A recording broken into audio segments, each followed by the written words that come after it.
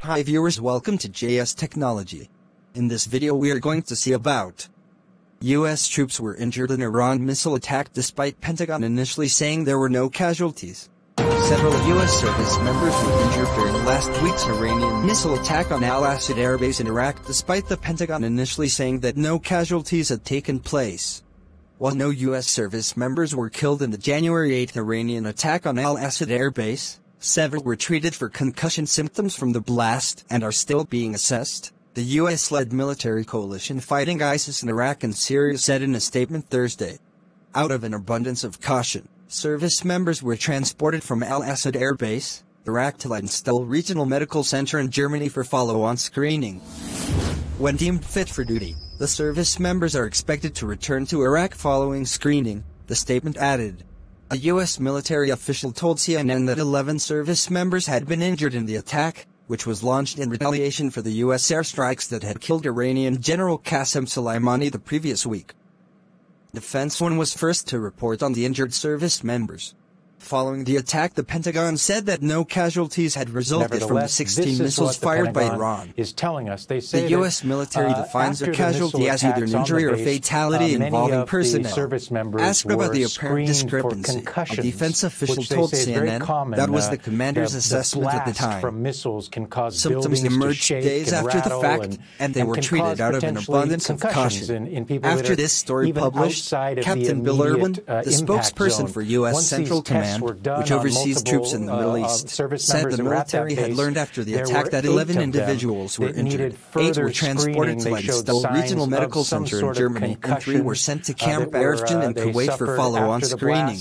Last week, Secretary of Defense Mark Esper had said the initial assessment found only damage to property. The current battle damage assessment is, if you will, again, we can get you details, things like tentage, taxiways, the parking lot, a damaged helicopter, things like that. Nothing that I would describe as major, at least as I note at this point in time.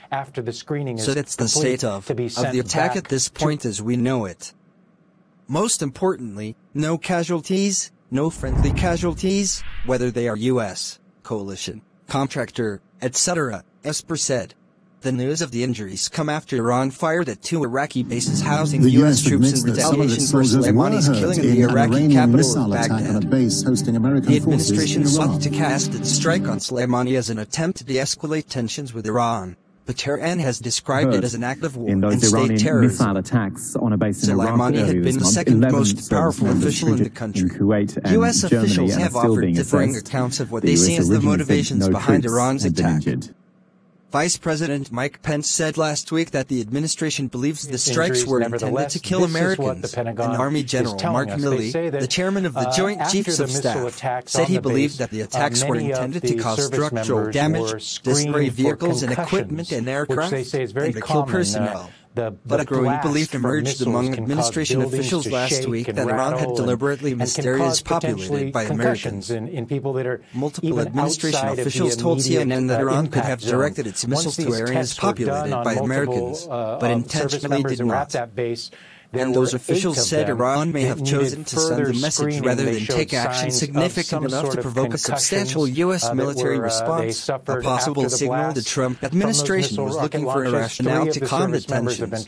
Iraq did receive a warning that a strike was coming and was able to take necessary precautions, according to a statement from Iraq's Prime Minister Adil Abdul Mahdi. A U.S. defense official said that Iraq, in turn, warned the United States. However, Pentagon officials have said they received no such warnings from the Iraqis, but that the U.S. was able to detect the attack in enough time to alert U.S. forces on the ground. Iran's UN ambassador said last Friday that the Iraqi bases housing U.S. troops had been primarily selected to demonstrate target accuracy, not to kill Americans, disputing public claims made by top Trump administration officials.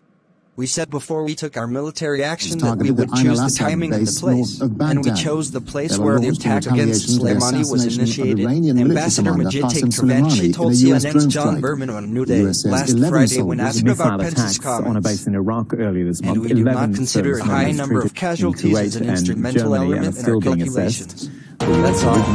Thank you for watching this video. Please subscribe this channel JS Technology for more updating world news.